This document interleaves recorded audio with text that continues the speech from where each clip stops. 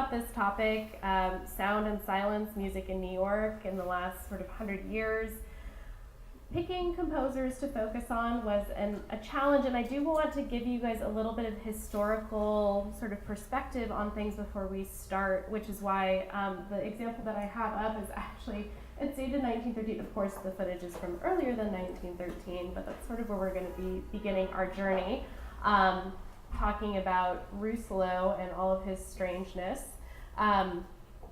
So before we start, I guess I should say maybe a tiny bit about myself and Joe and my approach to music and why it might be different than other people's. I am a composer and a conductor. I don't know about first and foremost, but those are two things that I generally like to do, write music and then be instrumental in putting that music together in its interpretation. So I approach music and music analysis very much from the compositional standpoint. So in viewing works by composers, it certainly, being a composer myself, informs the way I look at things. In general, we experience music in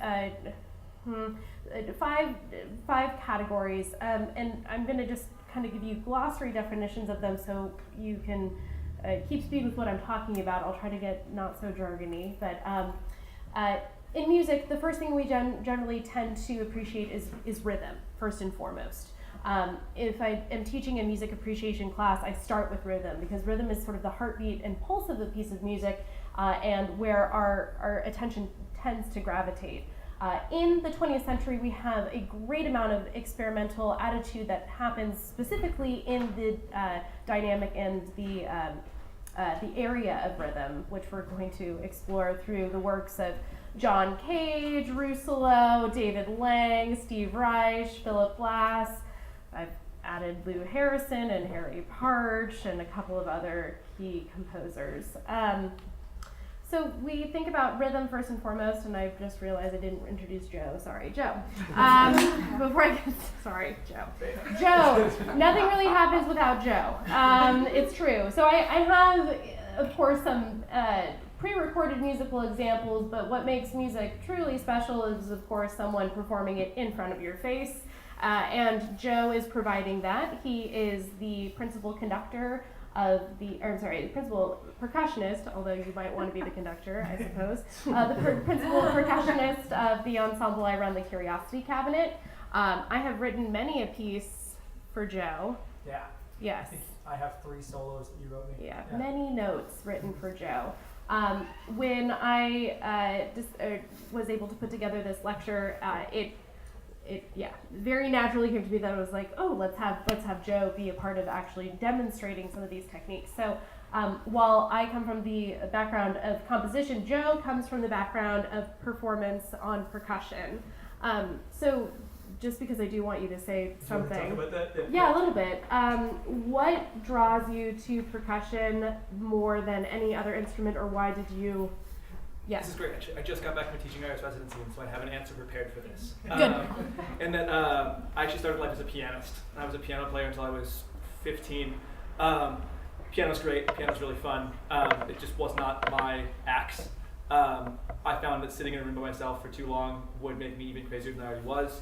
And there's something really cathartic about just hitting things with sticks really, really loud and hard and fast that I've just always enjoyed since the time I was a little kid. And so when I switched, I actually I moved from inner city Detroit to the suburbs, and I wanted to be in the marching band because that's what all the cool kids were doing apparently. But unless you're Woody Allen, you can't play piano in the marching band. And so they stuck me on a mallet instrument because I knew these are just shaped like giant pianos. And then from there to drum set, and then I went and did my undergrad as in jazz drum set, and I came here and did a master's in classical. I just really like hitting stuff with sticks. So, Wonderful. Perfect. Okay, so we'll begin I'm sorry, I started talking about texture. Oh, no. I started talking about rhythm. The other thing that we experience when we listen to a piece of music is texture, the number of independent horizontal layers that are going on at a given time. The texture that we're most accustomed to listening to is homophonic texture. This is where we have one melody and everything else is subservient to that melody. I promise you, like 90% of what you listen to is homophonic. That's not a value judgment at all. It's just something that we like focusing on one thing first and foremost and having everything else support that. In addition to experiencing rhythm and texture, we also experience harmony. There's, in the 20th century, just to sort of preface our adventure through music history, we moved from a relatively tonal system where we're functioning, or where we're using particular rules so that harmony functions in a specific way. So we're all accustomed to hearing a particular chord progression for the majority of music history. Sounds a little something like this. A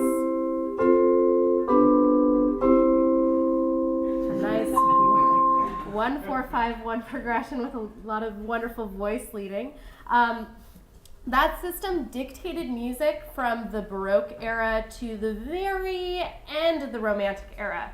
In the 20th century, we start having a dissolve of that very system, turning our attention towards serialism, 12-tone music, the Second Viennese School, Arnold Schoenberg and all of his Sprechstimme weirdness. If you're familiar with this piece, Pierre Lunaire, that sort of kicks off our 20th century adventure. So we're going to hear a little bit of a disruption of our tonal system in some of the music that we listen to. We also experience form in music, of course, structure. And the 20th century brings a lot of interesting revolutions in terms of form as well. Pre-20th century, we're dealing with form and structure on a very specific level. Developmental forms that dictated most of the classical era start to dissolve, and we have interest in different ways of making music formed or structured. So we're going to listen to a lot of cyclical music, or music that's gamelan inspired, where we're using different forms than we would hear in Mozart or Beethoven, for example. So those are just some of the, and of course timbre. Timbre is the big one, and actually our main point of exploration past rhythm, which is timbre, the tone color of instruments, or the way individual instruments sound. Pre-20th century, we have almost no interest in percussion whatsoever. I think this is a huge oversight. Yes, right? Okay. Says the man employed by percussion. Good. So before the 20th century, percussion is limited to timpani in the back of the orchestra. In the Romantic era, we start in, so Romantic era, the height of the Romantic era, just to give you some sort of element of time, is the height of the Romantic era, 1800 to about 1850. So we start to incorporate different percussion instruments into the orchestra, mostly because music was composers were interested in musical storytelling. Program music becomes very, very popular in the Romantic era. So we have tone poems, things like Peter and the Wolf, where we are actually integrating narration into the orchestra, are elements that are pretty par for the course within the Romantic era. So because musical storytelling, we want sound effects in the orchestra, we start incorporating more and more percussion instruments. Someone gets the grand idea that maybe the percussion instruments should just be on their own, and I think that's a great idea. Before we get to even incorporating the basic elements of the percussion family in an ensemble of its own, I want to start by talking about Rousselot and his weird instruments in 1913. So 20th century attitudes, everyone wanted to experiment with everything. So we have a group called the Futurists and their very strange manifesto, and they wanted to pretty much overturn the entire system. Rousselot decided he wanted to make an orchestra of brand new instruments. Unfortunately, these instruments didn't really withstand the test of time because you guys have never heard of them, right?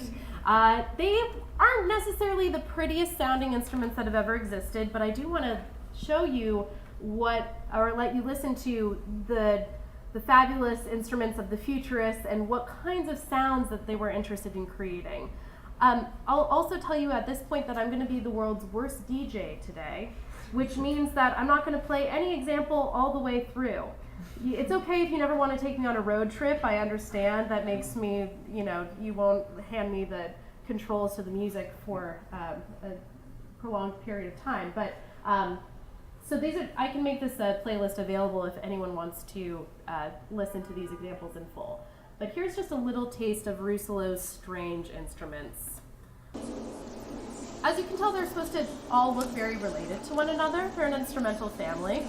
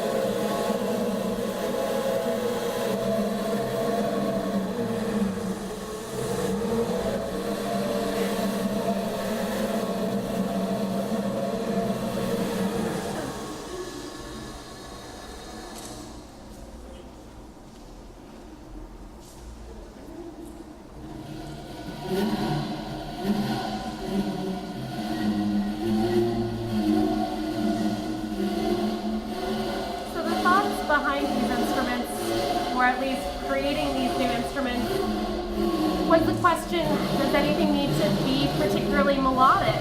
Can everything be noise-based? Does music even have to have melody? It's almost like a Jack-in-the-Box adventure a little bit. Like, you wouldn't tell what the sounds that would come out of each, and each of them are so very different. Very industrial sounding, though, right?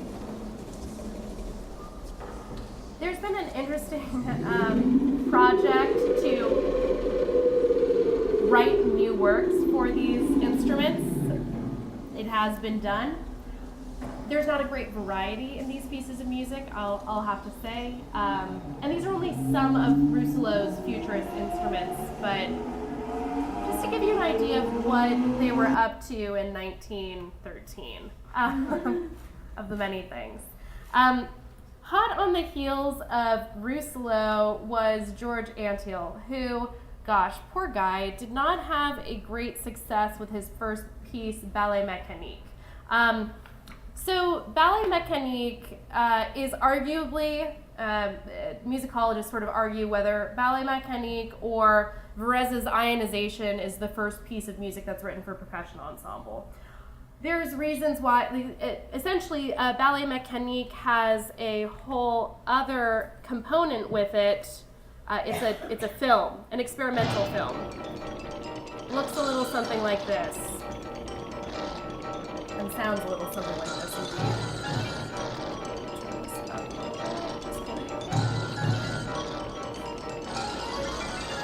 Oh, sorry, just kidding. Okay.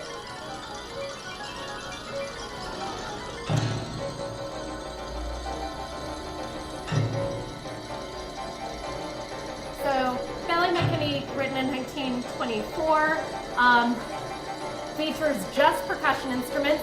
You hear probably a piano or keyboard instrument. Believe it or not, back in the day, those were actually player pianos that were sirens, sound instruments, made its way into the ensemble. The piece actually did not go over very well initially. There's a huge airplane propeller that starts up the whole experience, and no one thought to take down their music. So the propeller starts up and everyone's music goes flying, and a bunch of people leave the performance after that, sort of ridiculing George Antheil, calling him a joke. His career sadly never recovered from that, but the piece became famous afterwards, mostly because of its, it's strange.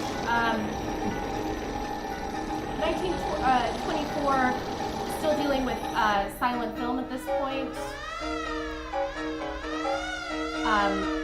As you can see visually, we're also messing around with the idea of if a narrative or sort of a linear narrative is required in a film. So what's happening visually sort of is represented in what's going on in the texture. There's many different layers that are going on at a different time. Something we experience as polyphony, or what we call many voices ongoing. I used this piece, or I wanted to talk about this piece, despite it, sorry, there's obviously something very entertaining going on next to me. I don't want to stop it though. I don't want to. Honestly, they tried to use every cool trick out of the book. They had these interesting kind of like spider islands that they would put in the front of a camera, playing things backwards, forwards, layering them on top of one another. You can kind of feel that the visual or what's happening visually in the film is kind of mirrored in what's going on in the music. The player piano. Everyone's familiar with what a player piano is. The piano with the rolls, yeah. Jordi Antil kind of went a little crazy. He got a bunch of piano rolls and kind of went to town punching his own piano music, creating this really dissonant, atonal, not really following any sort of function that we would hear in the music of Mozart within the accompaniment or underscoring. Curiously enough, the length of the music does not match up with the film. This has created a variety of headaches in presenting the film with the music. Obviously, one always goes past the other. So this is the general presentation that we hear with the music that goes on before the actual images. Kind of fascinating though, right? This film has a lot to do, I feel, with, we're going to talk about Marcel Duchamp and the Dada attitude and how that relates to John Cage. Momentarily. Okay, I'm going to stop this for right now. It's like 4 minutes of it is good, right? Okay.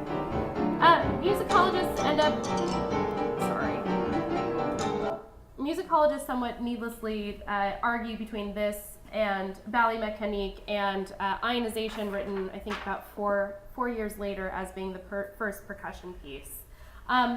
Varèse's take on using percussion as a ensemble all on its own is much different. Of course, we don't have the visual medium here. There's no film that goes along with this. Varèse also decides to focus a little bit more on instruments that do not make specific sound or pitched sound. So we have a focus on non-pitched or noise-producing instruments. And we hear this trend pretty consistently turn of the century, where we're starting to draw our focus away from pitched instruments, like the vibraphone is a pitched instrument, to instruments that do not create specific pitch. Much like George Antil's ballet mécanique, we're also dealing with found instruments here, or instruments of the everyday. So we have sirens. Well, actually, let's listen to a little bit of it too.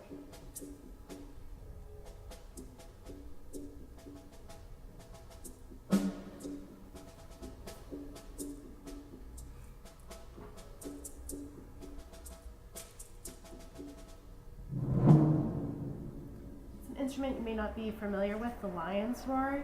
It's a kind of membranophone. It creates sound with the use of a stretched membrane, but instead of initiating that vibration with a mallet, what you're doing is actually pulling a rope through the instrument, causing this low groan that's then amplified by the resonating body of the drum itself. Woodblocks.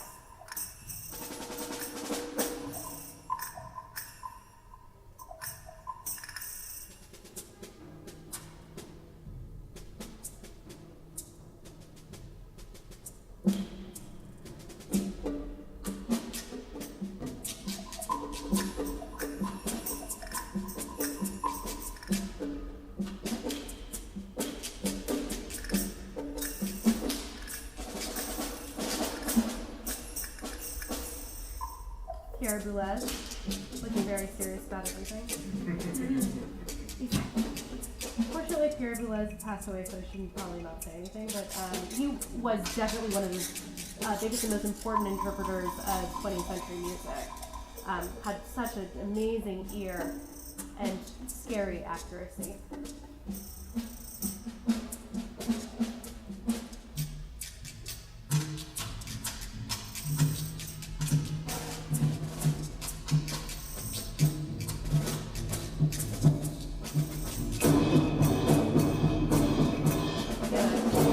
Of our entire percussion setup, plenty of membranophones. It feels like we have a little bit more center and focus at this moment because we've actually focused our performing ensemble into homophonic or monophonic texture where everyone's doing the same thing at the exact same time.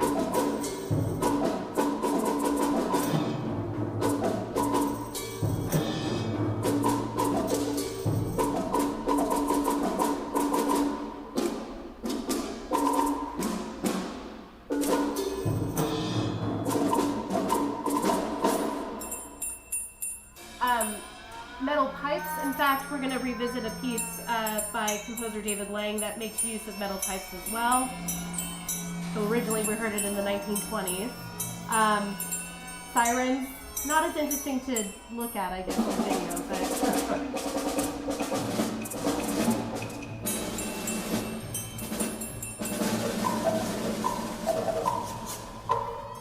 Typically we would experience music, like I said, homophonically, trying to figure out our primary focus and letting everything else support that main area. Unfortunately, especially in the beginning of this piece, and I'm going to pause it despite Boulez's amazing accuracy here. Very good, mid-swing for Boulez. Because there's so much rhythm going on and there's an absence of pitch, it's harder for us to figure out what's the most important thing to listen to in music.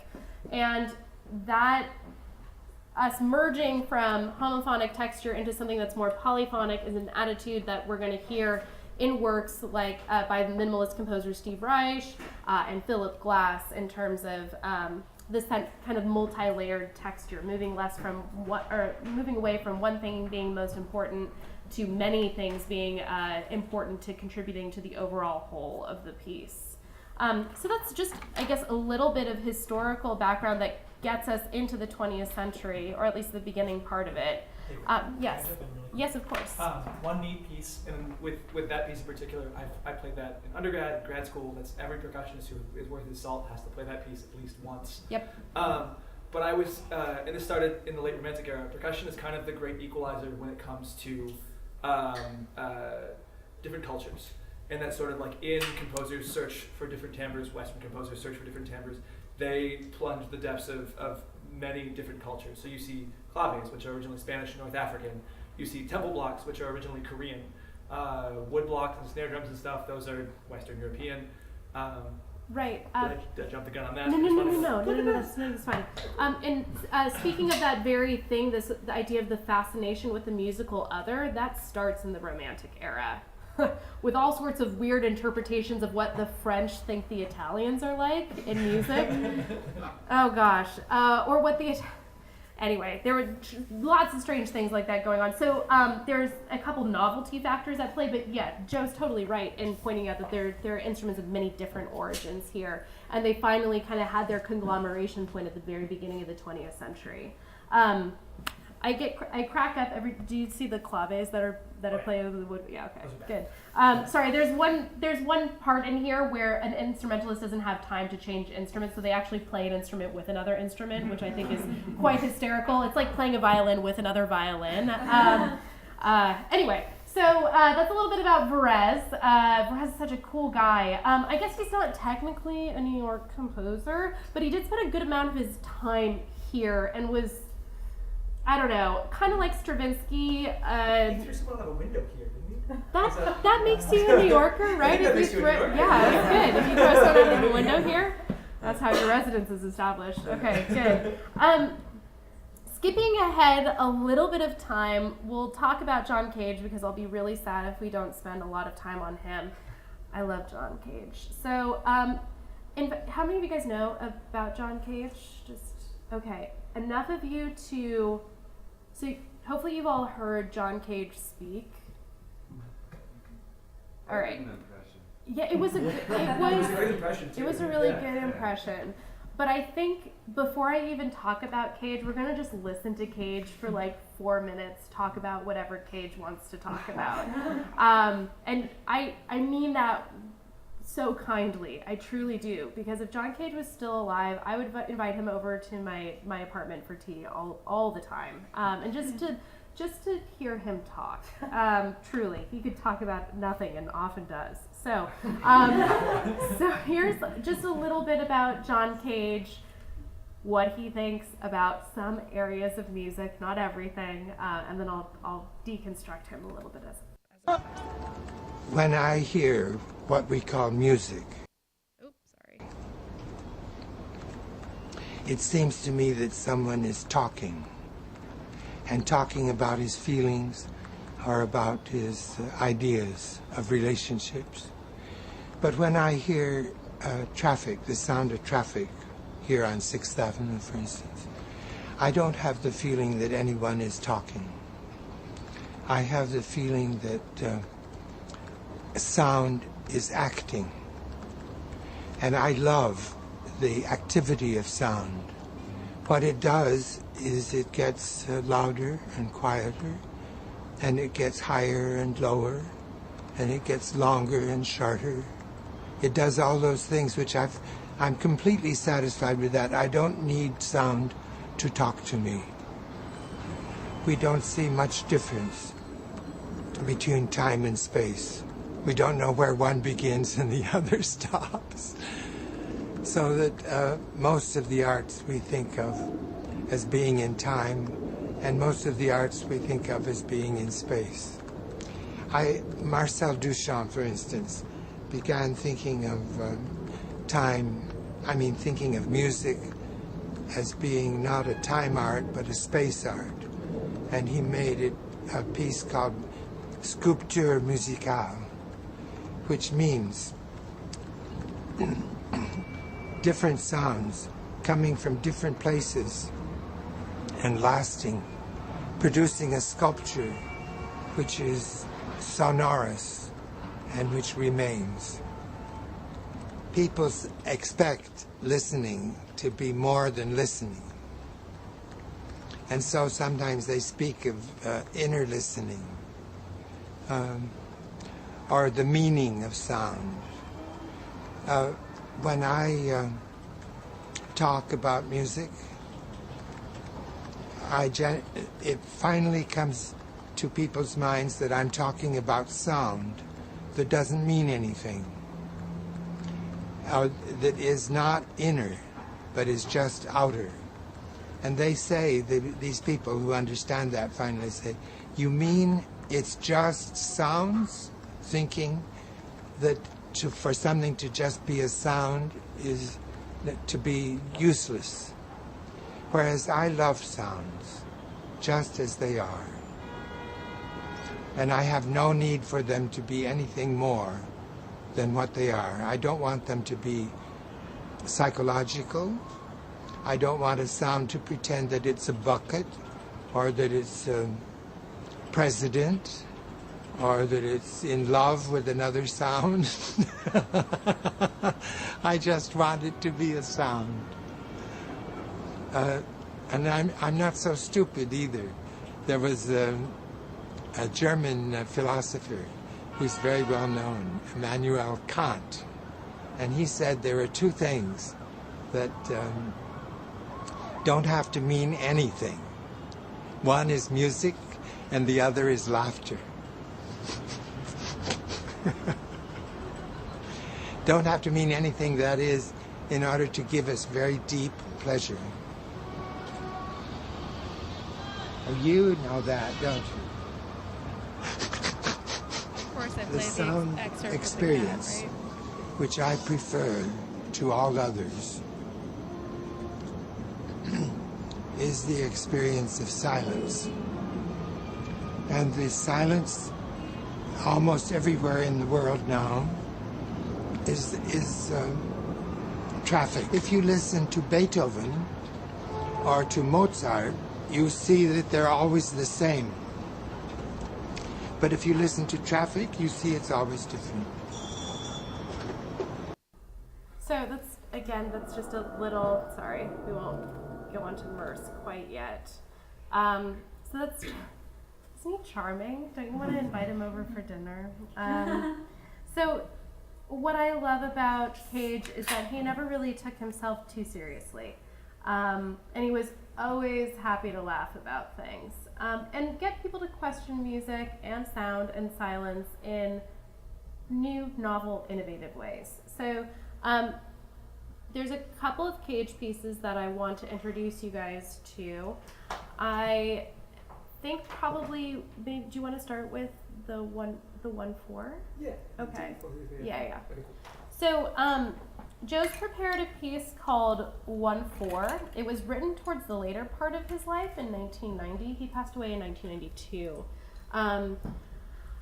He still continued to explore the same kind of ideas over and over again in different sorts of ways. So, Joe, do you want to explain what this score looks like? Yeah, I can show them too. I brought the score. Yeah. So a lot of Cage's later works are all time-based. And there's a really famous video of him.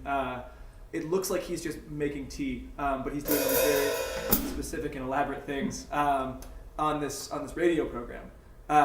Because he said instead of having normal notation, he would notate everything based on seconds. So this is a 7-minute piece, and it's just single notes and the time durations they're supposed to be. I don't know. It's an interesting way to write. Makes it really hard to play sometimes. So, piggybacking off of that, there's this idea of graphic notation that emerges in the 20th century. This idea that the way that we've been notating music, if you've ever looked at a piece of just standard old sheet music, has been pretty consistent from the Baroque era to, and still is used today, for sure. But because everything was sort of in upheaval and I guess a stage of metamorphosis in the 20th century, we have an interest in graphic notation or conveying music or music-related materials in a non-traditional sort of way. So time-based scores start becoming really popular, I would say, in the 1950s. And Cage continued writing them, and they're still, of course, written today, time-based events. Yeah. Cage started doing that like a famous visual artist. Cage sort of has 3 main parts of his life. There's like early Cage, middle Cage, and late Cage. In like middle and late Cage is when he starts doing these time-based scores. Some of his really famous early works are notated just like normal music. They're still weird, but they're notated like normal music would be. And it's, I think, in the 1970s, 60s or 70s that he starts doing, 60s, that he starts doing time-based scores. Yeah, cool. So there's an interesting relationship here that happens between the right and the left hand, which I wouldn't know about unless I read the score directions, which, because I'm a good professor, I read the score directions. So, Joe, do you want to talk about what happens with the left and the right hand and what? Yeah. Joe also read the instructions.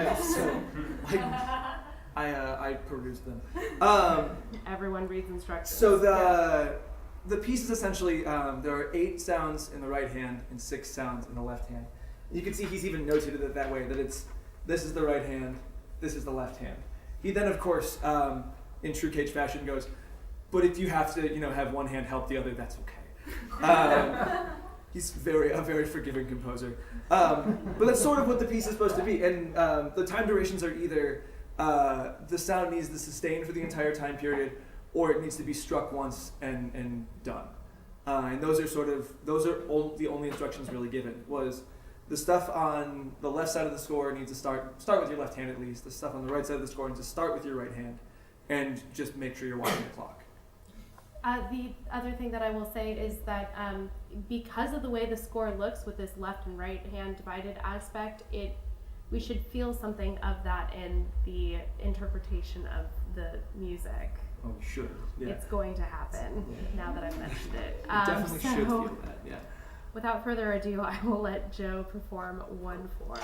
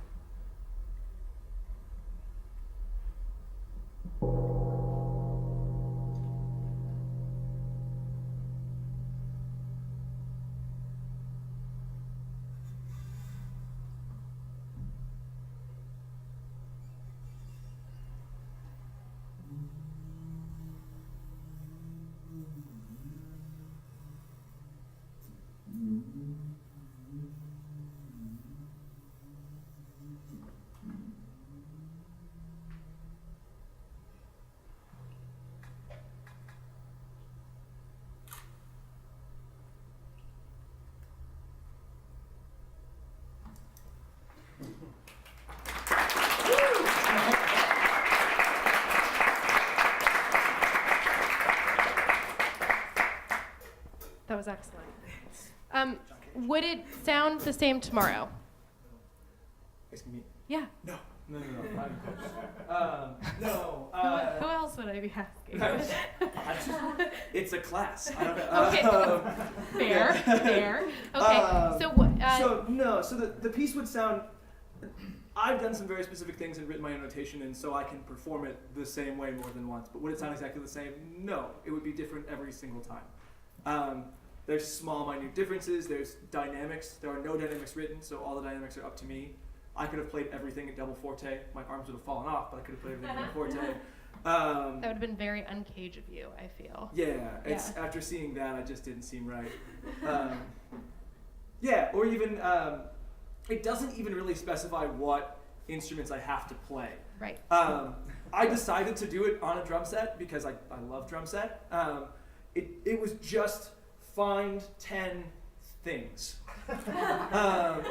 So and you, it would be nice if they were different sounding things, but just things. And that's the score does not specify. so technically I could have told you, like, you need to use the room. Yeah, and no problem. Yeah. Yeah. Cool. With the Strand's permission, of course. Of course. Yeah. Of course. Right. That's good. Excellent. So, Cage loves to give agency to the performer and freedom to the performer. I think this is very trusting, but there's some obvious payback with that, which is you end up with a wildly different version of the piece every single time. And John Cage would have been very excited about that, not very frustrated. So in fact, John Cage ended up actually putting the responsibility of music composition a lot of times on the audience, more so than the composer himself or the performer. There's a very famous piece that you guys might know of called 433. Does everyone know it in this room? Everyone does? Everyone's at 433? No? All right, well, we're gonna do it. We're gonna do 433 right now. For those of you who are like, I don't even know what she's talking about, I'm going to stop talking right now and let us just experience. And I was thinking about performing it myself, but I will let Joe do the honors of performing 433 instead. And then we'll talk about what 433 is after. I don't want to ruin the surprise.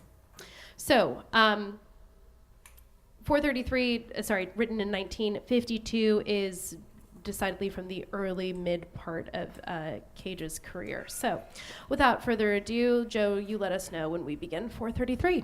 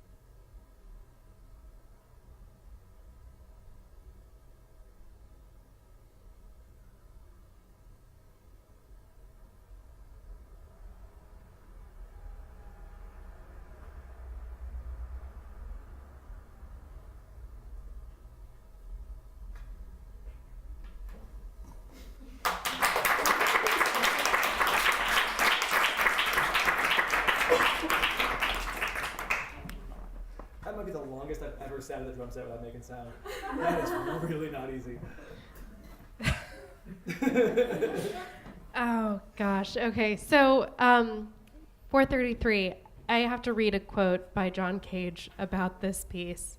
So during the premiere performance, people began whispering to one another, and some people just began to walk out. They didn't laugh. They were just irritated when they realized that nothing was going to happen. And they haven't forgotten about it 30 years later. They are still angry. So this was...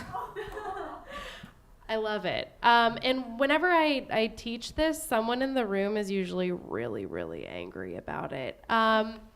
To which I'm like, it was only 4 minutes and 33 seconds. It's all right. You weren't cheated out of everything. Their immediate response is, does anyone actually listen to this? And I'm like, well, yeah. Have you ever been to a concert, though? Like, concerts are 90 minutes, and it's only 4 minutes and 33 seconds of a 90-minute concert. So it's not like everyone gathers to just listen to 4 minutes and 33 seconds of silence and then departs for the rest of the evening. It's one of many things that happens on a concert. Why would we even do... Oh, just for a heads up, you can buy a recording of 433 on iTunes. There are many different recordings around, and you can bet that each recording studio sounds different. Silence sounds different recorded in every single situation. You're like, what? Doesn't exist anymore. It doesn't. Yeah. No one in this room, even if you've spent time in an isolation chamber, no one knows what silence sounds like, unless you've been in space or something. And even in an isolation chamber, you hear the inner workings of your entire body as well. So rest assured, you've never actually experienced silence, that golden thing. You can also purchase the sheet music to 433. It is on 3 blank pages. But it is 3 movements. It is 3 movements, and that's an important aspect of the piece. So within the choreography of the work, you have so there's 3 pages. It says Roman numeral 1, and then it says tacit. Tacit is an instruction that says to remain silent.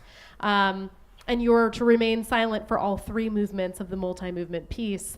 You get to determine how long your lengths of silence are, as long as the total of the entire piece is no more than 4 minutes and 33 seconds. It can be played on any instrument. I could have performed it on vibraphone, being the world's best vibraphonist, next to Joe, of course. He decided for a drum set performance, though. David Tudor was the one who gave it the first performance on piano. He's an exquisite pianist and just sat there the whole time. What I love about this piece is it questions this relationship, this triangle between the performer, the audience, and the work of art. And essentially all that Cage has done is put a really convenient framework around something that we're supposed to experience as music for 4 minutes and 33 seconds. So because I had us all sit in this room with you guys as the audience looking at Joe as though he's performing the piece, which you were, sorry, I wasn't trying to say okay. Joe was totally performing the piece, but all the piece does is put a framework around silence, and you guys are really the music makers in this respect. Actually, I would say that this was one of those weird occurrences of 433 where actually, Joe, you made a lot of noise. Yeah, I don't sit still Well, so typically it ends up being that the audience makes more noise than the performer does because the audience members outnumber the performer. But the piece is just trying to frame the noise that we're hearing in the environment as though it's artwork. And Marcel Duchamp did something really similar with his ready-mades. The fountain, which is probably my favorite piece of art ever, is just a urinal. A urinal that hangs out in a museum with a signature on it. I wrote it down because I thought it was Duchamp's, but it says it's signed R. Mutt. And with just I think it's like a wax pen. It's not like a Sharpie or anything, but it's just kind of scribbled on the side. It's just a urinal anyway, with a little placard that says the fountain. But the idea is that we experience it as a piece of art because it's put in a museum. And John Cage's 433 is exactly that same sort of that same sort of idea, is that if we put a frame around it, it's going to be music, or that at least was his thought. I know that I'm always going to run out of time, but there's just something there's a very strange collaboration between Marcel Duchamp and John Cage that I saw that I kind of wanted to just play a section of for you. Okay, Bub, you'll get what you asked for. Let's hope it works. I guess I'm going to kind of kill two birds with one stone here. The instrument that you hear in the background is a piano. It's a prepared piano.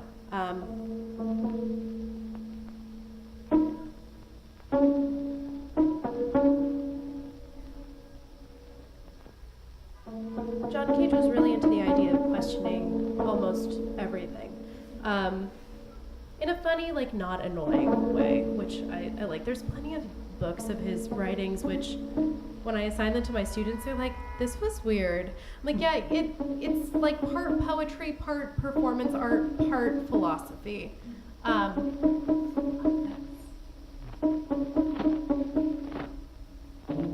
of moving circles within circles is kind of a visual representation as to a structure that we're going to talk about in music as well, this sort of interweaving circles of gamelan music that is a huge point of inspiration for minimalist composers. Very strange. Right, so John Cage had a piano, was really dissatisfied with his piano, thought that the piano could be greatly enhanced by putting nuts, bolts, and other what he called preparations inside the piano. By stopping the strings at different points, by inserting materials into them, you're changing the resonance of the instrument and the pitch material and its sonic properties, specifically the harmonic series. And if I had a grand piano, I would show you the harmonic. Do you want to? Right, actually, yeah. Okay, so this is so cool. I could watch this for much longer than the 4 minutes that it's around. Okay, I'm sorry. I will pause it though. A little bit of Marcel Duchamp and John Cage hanging out together, being strange. Yeah, Joe, can you show us what harmonics are? Yeah, so normal tone. So what happens is a note resonates with its primary pitch first, and then shades of its secondary pitches or sort of sympathetic vibrations. Yeah. So what we're hearing right now is Joe is depressing the bar at the halfway point to create an octave, which is the strongest harmonic. Actually, There you go. Because vibes are weird. You get 2 octaves, but that's just the way they're built. Great. Can you get a fifth perchance on any of? I'm sorry. It doesn't ring as well. If we had a string instrument, it would be. Yeah, no, it's stupid metal bars. Yeah. All right. That's okay. So by placing objects inside the piano, though, we're disturbing that very system that Joe is attempting to show you.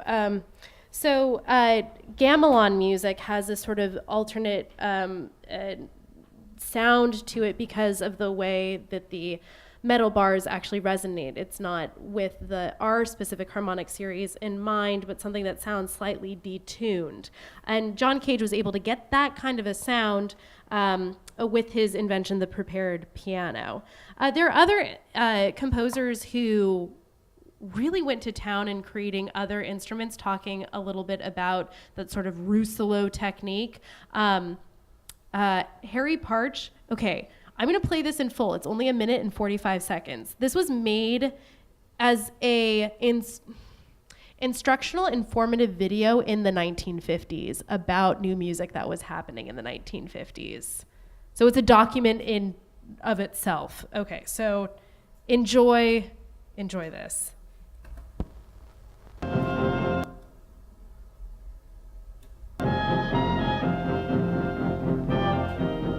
At Mills College in Oakland, California, a revolutionary idea is in the making.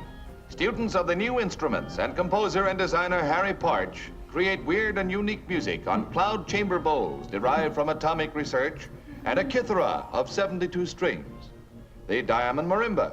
This modern orchestra produces music in 43 tones instead of the usual 12.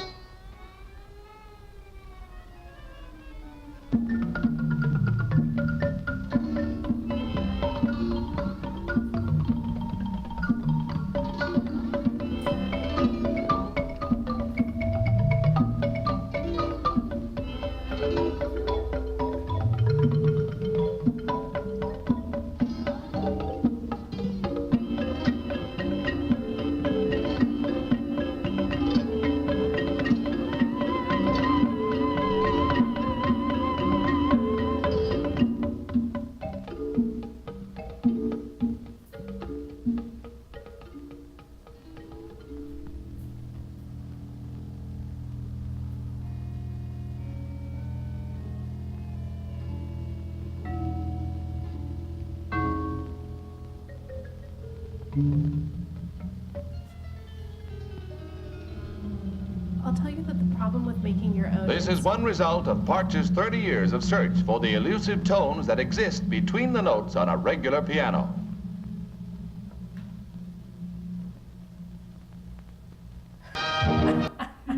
Right?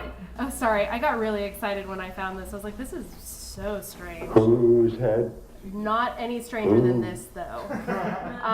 Sorry, I'll just pause that. So this is more about Harry Parch, like really embracing the dreamer that he is. The problem with Harry Parch, the problem in general with making your own instruments is just that you are the maker of your own instrument, and you can only play the music when the instrument is present. So we still have Harry Parch's instruments. They were at They were, yes, that's right. They were at Montclair University for a while, and they've recently changed homes. So all the instruments that you actually saw as a part of this video live on today still. They're around. You can imagine that some poor college student has broken some of those glass pieces before, and that like there's someone who manufactures them now, but not in a mass sort of way. So Parch's instruments and being able to recreate his music are dependent upon the instruments that he's actually created. So some of these documentaries that we have, especially this very strange film that was done in the 1970s, which includes like a whole kind of quasi-theatrical performance with his instruments, is important documentation because we don't know how long the instruments are going to live on for. Very strange sounds, though. Noise-based, incorporating lots of elements from gamelan music, much like Lou Harrison did, which kind of brings us to minimalism only because I'm quickly running out of time. And I do want to talk about Steve Reich and Philip Glass and, of course, David Lang and some of the more current trends in music. So minimalism. Minimalism as a art form tends to restrict some amount of the musical information.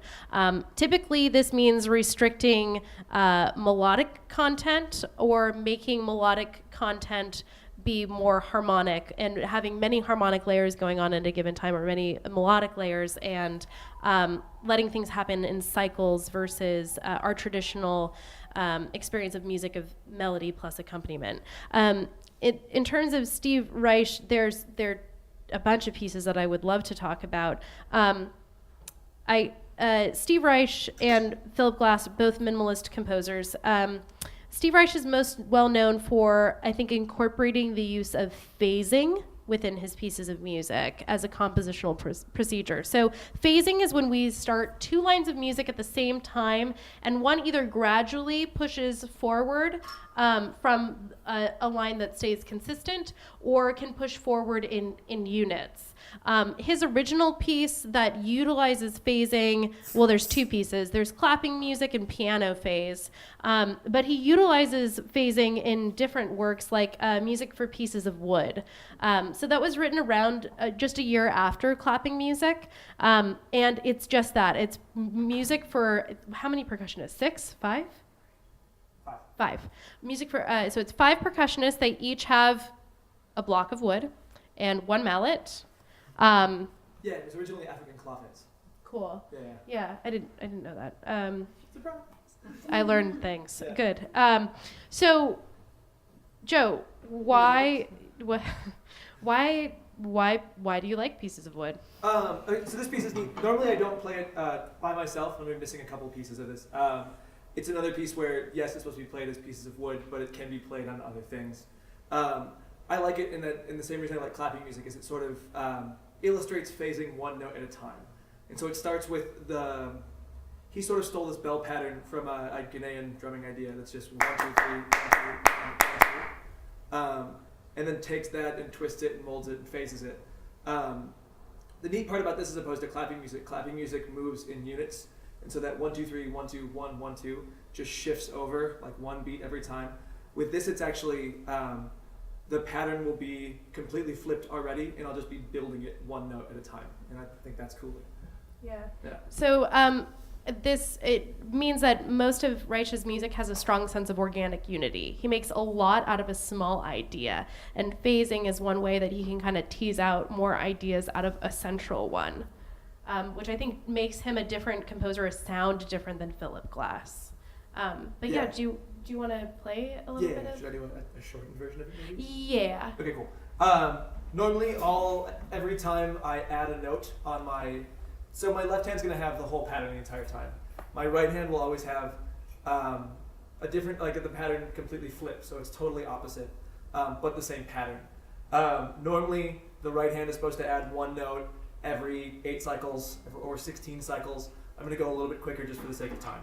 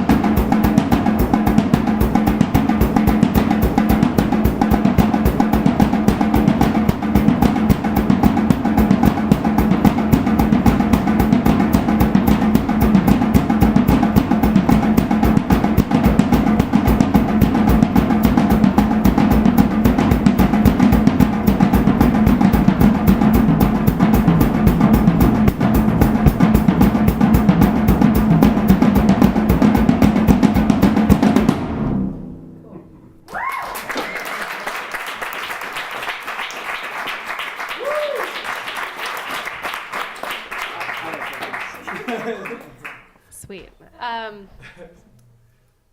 It's like, why didn't I just end the show right there? Cool. So no, it's really grooving. What's nice about minimalism is that well, there's a couple things that are interesting. Joe, is this a relaxing piece for you to play? No.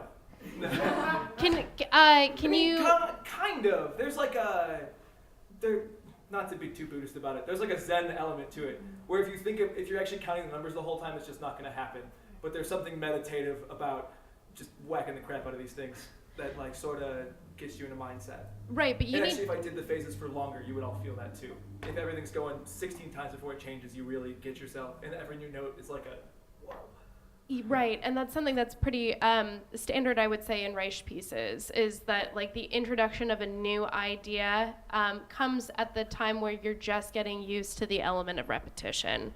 So what's interesting about that in general in Reich's music is that what is perhaps more meditative for the audience to listen to is less meditative for the performer to actually engage in. So where we're just like kind of zoning out and like rocking to the rhythm and stuff like that, there's an intense amount of concentration that's going on so that you know how many times that you've repeated a particular phrase. That and a little bit of prayer, yeah. That too, yes. Because I'm sure that there's, yes, yeah. Is there a recording of that on drums that you guys know of? Specifically? I'm just going to plug this really quick. So I'm releasing a solo I album. knew it. I was like, I know where this is That going. will be on it. There's actually, I play in a group called Mantra Percussion as well, and I do this as a duo. So for those of you who know the piece and are following along at home, my feet were player 1, my left hand is player 2, my right hand is player 4, and then there's someone else doing player 3 and player 5 with 2 hands. Yes, soon. It'll be on the cabinet website. Cool. That's, yeah. Be doing so, like, it's supposed to, like, this is people playing on 6 pieces of wood. Does lack some of the bass, doesn't it? Yeah. Not that Reich was wrong. No. So it starts out with the person in the middle who's just like really keeping time though, which is what you're doing primarily with your left, with your feet, right? So player 1. You would think that player 1 has it totally made in the shade, right? Like, no big deal, I'm just gonna be the metronome. Believe it or not, it's actually really hard to do that. If you've ever walked with literally anyone else in the city, you know that you start to accommodate the same tempo as that person, right? Go ahead, try it. Next time you do you want to do this really quick? Do you want to do clapping music with the whole group? Yeah. I'm not going to join you guys for clapping music. You're on your own if you want to do this with Cool. Joe. Just but to emphasize Wynn's point on this, and I just did this with a group of second graders, so bear with me if I'm a little patronizing. Everyone can just do call and response. 1, 2, 3, 1, 2, 1, 2. Cool. Try one. With me. Ready, go. 1, 2, 3. 1, 2, 3. Cool. Repeat that over and over. And then I'm going to phase. Those of you who can hang. 1, 2, ready, go.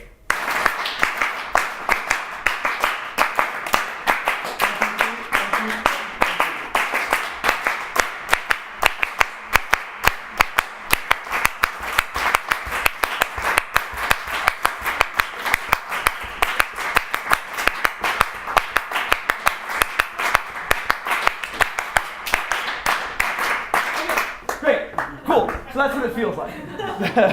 Joe and I tried to get together a number of times to try clapping music, and I was like, I can do this. I cannot. And this week, like, can you play something else? Can you do literally anything else than clapping music? It makes me feel like I'm not a musician, but it's okay. It's because Joe is so rhythmically persuasive. That's what makes the piece particularly difficult, is Joe will pull you into his rhythmic conundrum, and you'll want to go, and you guys felt that, right? You're like, oh, I'll just do what Joe's doing. That's exactly the pitfall of clapping music and music for pieces of wood. So what ends up being meditative for the audience to listen to is really, really an intense concentration for the performers. And that's not actually the case with all music. I would say that, once you've got Mozart in your hands, if you're playing the piano, like you can there's some major pillars in the piece that make it easier to memorize, actually, because there's a good amount of parallelism versus contrast, and that's actually really important in a piece of music. It helps you know where you are.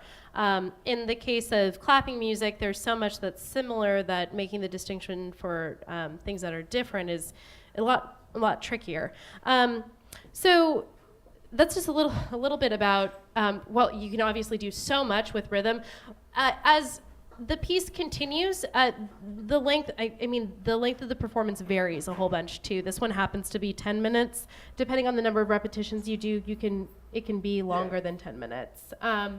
But the longer the piece goes, the harder time you have as an audience member to track how much time is actually passed in the piece of music. What I'm trying to say is, if I played this for 7 minutes and I asked you guys how much time has passed, you might be really confused.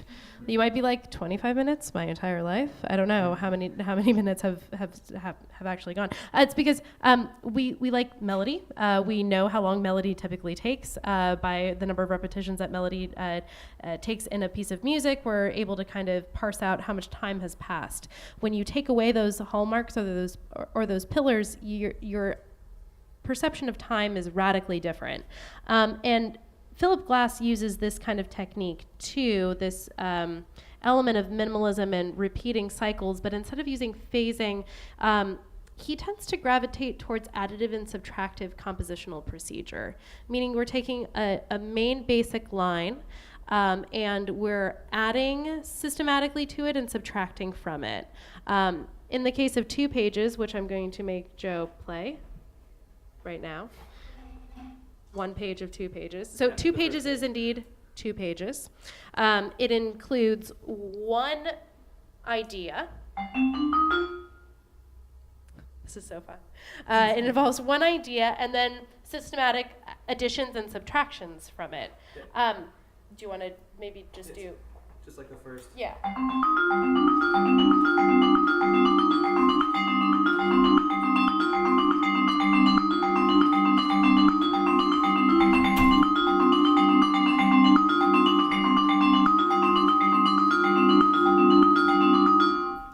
Okay, I was just going to let you Sorry. go. No, that's all right. Oh, should I just play it? Well, yes. Sorry. Yes, it would be. Instructions unclear. Sorry, no, that's okay. When you're hearing Joe perform this, what you'll notice that there's this like kind of central nugget that kind of expands and kind of contracts. The repetition of one particular pitch, to me, starts to create, rather than one simultaneous texture going on continually, this sort of divide of 2 different textures with your lowest, almost principal note. Yeah. There, that's the one. So That's how you as know I'm starting a new one. yeah, so as you're listening to this, kind of try to anchor in on that repeating pitch.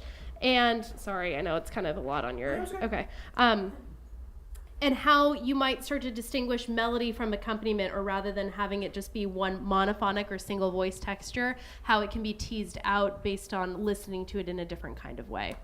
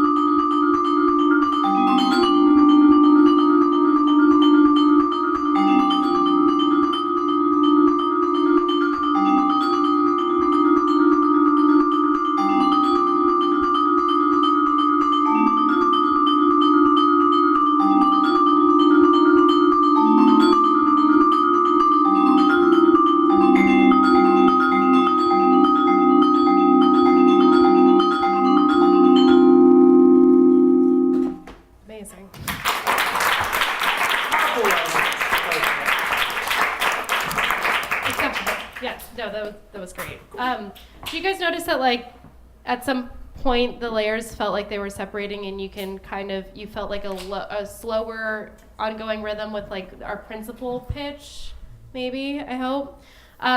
What's nice about minimalism is because there's not really a sense of forward motion, it invites the listener to like more openly navigate the acoustic space. So much like looking at an intricate pattern on a rug, your eye or your ear can kind of trace the curves and flourishes the way that you wish to, and which invites a repeated listening, I think, more so than some other genres of music. So the connectivity between the polyphony of the Baroque era, for example, has a lot to do with the sort of more static or slowly evolving nature of the music in minimalism. Again, I could talk for like another day or two, but I want to make sure that, sorry, like, do you mind if we don't get to the, okay, that's fine. Good. I do want to make sure that I ask questions if you guys have them, because you must have at least one question. One. Yeah. I wondered about all of those three and whether there's any psychological backing behind that specific time. Oh, you mean like why 4 minutes and 33 seconds and not like 5 minutes and 28 seconds, for example?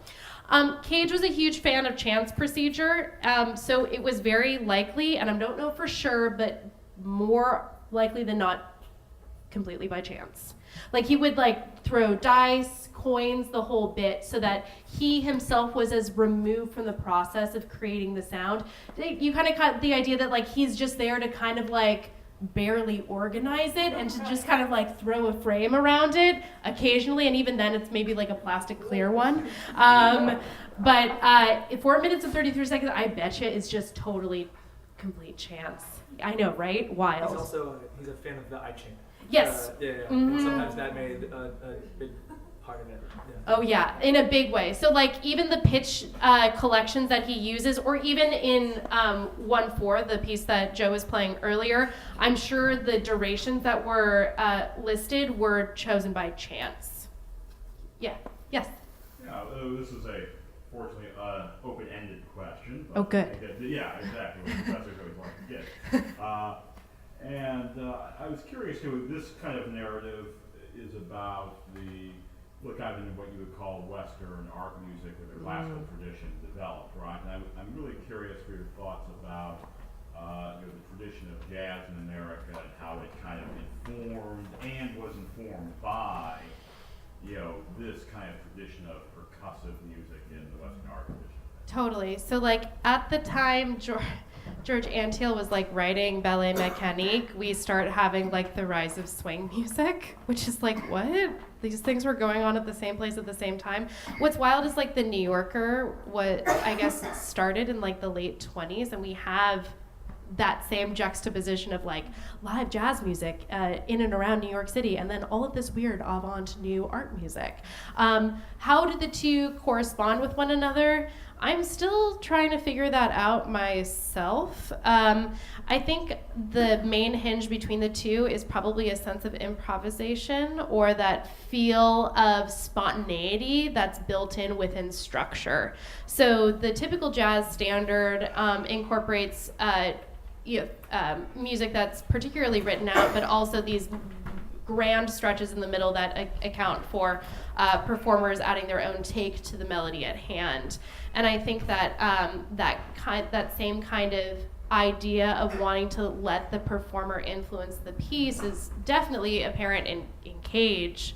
In a much more structured way in George Antheil's piece, where it's like, I want it to feel improvisatory, but I'm going to write everything out very specifically. So I think there were, in the sense of like the sounds of the city, there was a lot of improvisation that was going on, and this need to capture it very specifically or not specifically at all that starts to be of interest in American art music. There was something way different going on in Europe, and in fact I decided not to talk about Europe at all, aside from Varese. It's because those guys were doing Schoenberg and his second Viennese school, they took mathematics and not chance, but kind of also, again, there's a lot that the two have to do with. Trying to remove the composer from the equation. Well, I don't think Schoenberg was trying to. Or no, trying to like make it so like this is the mathematically perfect piece. Yeah. So there's that kind of an element to it. There were two. Sorry, I actually meant to talk about this. There are two basic feels that are going on in the art music scene. There's uptown music and downtown music. I've presented only downtown music to you guys today. I'm a lover of downtown music. Uptown music is different. I'm sorry, I should not. You haven't maybe yet experienced. I'm sorry, I'm trying to be like, it's stupid. It's not stupid. It's highly academic. And it's weird because there's actually some interesting crossover between this idea of the lack of control and super control, which both yield very similar results in music. I shouldn't think that's funny. But it is. And I think that idea of control and lack of control is within jazz and therefore art music as well. Sorry, coming back to your question for real. Trying to not get too far out sea. But Joe, do you have anything you want to add to that? Yeah, I mean, jazz composers weren't so much influenced in the timbral experimentation, but they were very interested in the ways classical musicians found improvisatory. You see this a lot with Sun Ra, and that's sort of like the iconic, like, that guy definitely was listening to John Cage. I actually saw a video of the two of them meeting, and I was like, oh my gosh. It's on YouTube. So it's on weird. YouTube. It was... Well, come on. Yeah, absolutely. You could see that they were like, it was like through the looking glass, but something totally different. Yeah. So hopefully I answered your question a little bit. Yeah. Well, yeah, it did, yeah. Okay, good. Matthew. So I guess I have a question for you two as kind of a unit, because I know that, Joe, you're in Curiosity Cabinet. For now. He's fired after today, yes. As a composer of new contemporary music and a performer of contemporary music, it seems like percussionists kind of, like more like a woodwind player might be asked to double, so like play flute, clarinet, and sax. It seems like a percussionist is like play any and everything, and I'm kind of curious as to like what is expected as a contemporary performer or percussionist. Like what is like a line that's like, yeah, no, that's not in my ballpark, or is there anything that isn't? Tabla. Yeah, seriously. When it comes to the really, I can do hand drums as well. When it comes to something that feels to me like cultural appropriation, I'll say no. Aside from that, sure, why not? Depends how much I'm getting paid. Yeah. There are definitely performers that specialize in mallet percussion versus auxiliary percussion or non-pitch percussion or drum set. There's some percussionists that don't play drum set. Yeah. There's a really killing percussionist in the city named Dan Weiss who does drum set and mallets and is a shredding tabla player. And I don't know how he doesn't have more money than God already. But yeah, I mean, the general special is anything you can find in the back of an orchestra you're expected to play as a Western percussionist.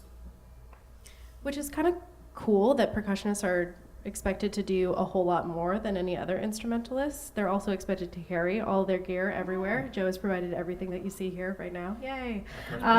Your car is always an interesting game of Tetris. Yeah. But yeah, I think Joe, especially because he has, speaking of you as though you're not here, Joe, because he has a background in piano performance, also has probably naturally gravitated towards mallet percussion instruments. Yeah, but my undergrad's in jazz drum set. I stand corrected. So, but in terms of the standard things that percussionists are asked to play, it's not standard, which means for me as a composer, I'm able to ask Joe for a lot of different sounds. Joe, what's the strangest thing I've probably asked you to play? I don't honestly remember. Really? Well, wait, hang on. The vibe solo with all the cymbals was weird, but not the weirdest. Yeah. I'm trying to think if we did any found percussion stuff. We have. I feel like you haven't written me that many, like, your stuff is really challenging, but it's not usually that, like, outside the realm of physical possibility. Thank you. Yeah. That's nice.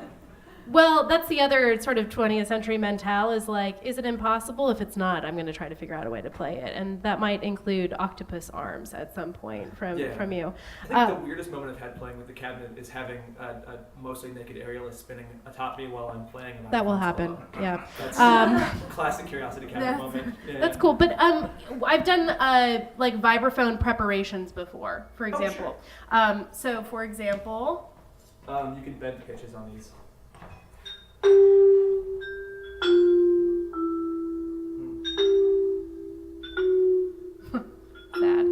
Sad. You can also prepare an instrument with different objects like plastic bags with coins in them and taping them to the end of the bars to make them rattle as well. Joe has a prepared snare drum, which we should definitely...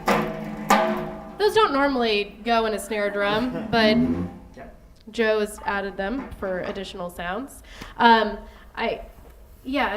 I mean, I've asked for weird things though, like moving water between containers and amplifying that and using that. I do remember that actually. Yeah. So that's it. Kind of with the realm of with percussion, there's nothing outside of the realm of possibility, which means that any sound, so long as either you can make it or you can ask a percussionist to make it, is okay. And this wasn't always the case, and actually when you hear early Cage recordings, those are not percussionists playing. Those are dancers, those are John Cage's friends, other composers. In the 1950s, percussionists would not touch Cage's music. They thought it was stupid, they thought it was ridiculous. And now it's the staple, everyone plays it. But just to show you how fast, 70 years? 70 years, yeah. But found objects make an appearance in percussion music, and I end up writing for them a lot as a composer myself. Yeah.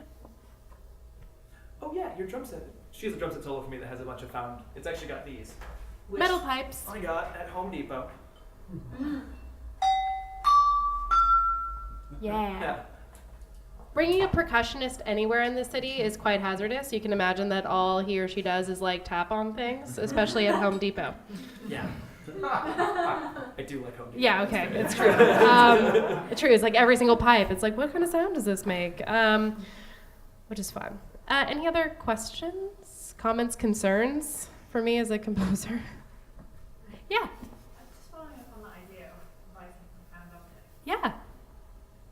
To what extent is that about chance? And so, to what extent do you write for an unknown found object? Oh, this is okay. So like, there are instrumental groups like at conservatories and stuff where there's not like a set instrumental list, so that the fun challenge as a composer is to try to write a piece for open instrumentation to allow for people to find their own sounds. And that's probably, and I can't believe I didn't ask you this about the Cage. When Joe was performing 1/4, I'm sure he thought really carefully about all the different sounds that he wanted to make out of the instrument. And that's a really cool entry into a piece when you get to decide what instruments you play. So one of my favorite pieces, Inlets, is for percussionists. Yeah, okay. And each of them has to have a shell, like a different, to move water between.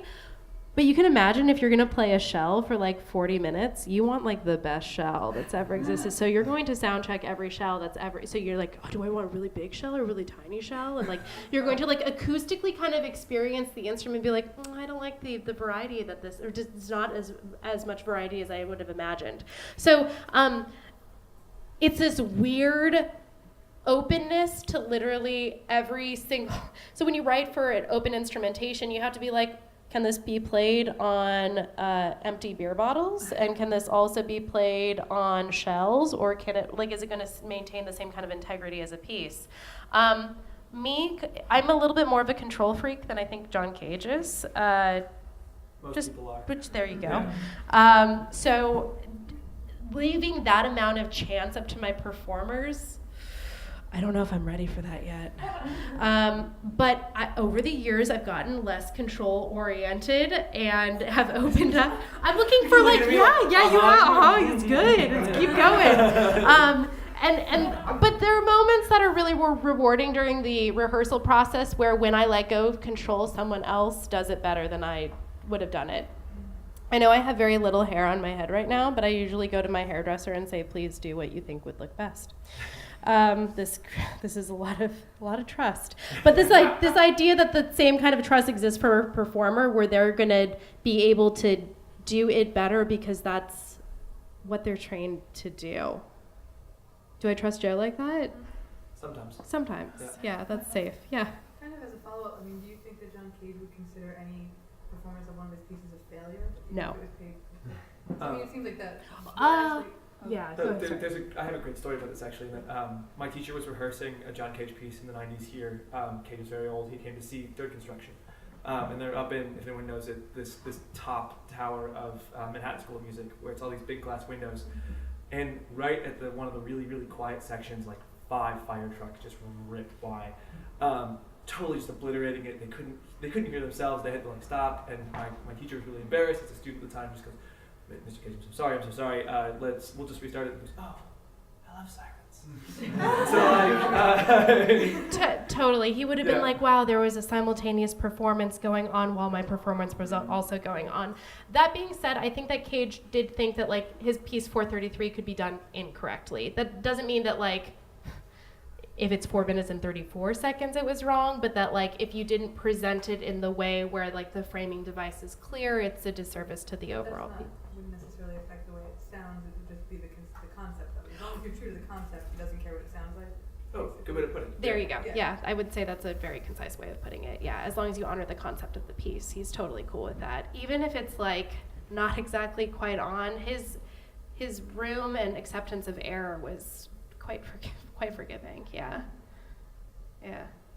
Again, I wish he was alive. Yeah. Boo. He and I would hang out, I think, a lot. I hope he'd want to hang out with me. Anyway, yeah, so that's a little bit, just like a little bit about 20th century music and sound, silence, the way that the city has influenced composers. Again, I didn't even really hit the tip of the iceberg with that, but that's just going from the Romantic era to like kind of current day, what things have been, what interesting things have come across the tables of composers and how it's been incorporated into art music. So, thanks, guys. Thank you.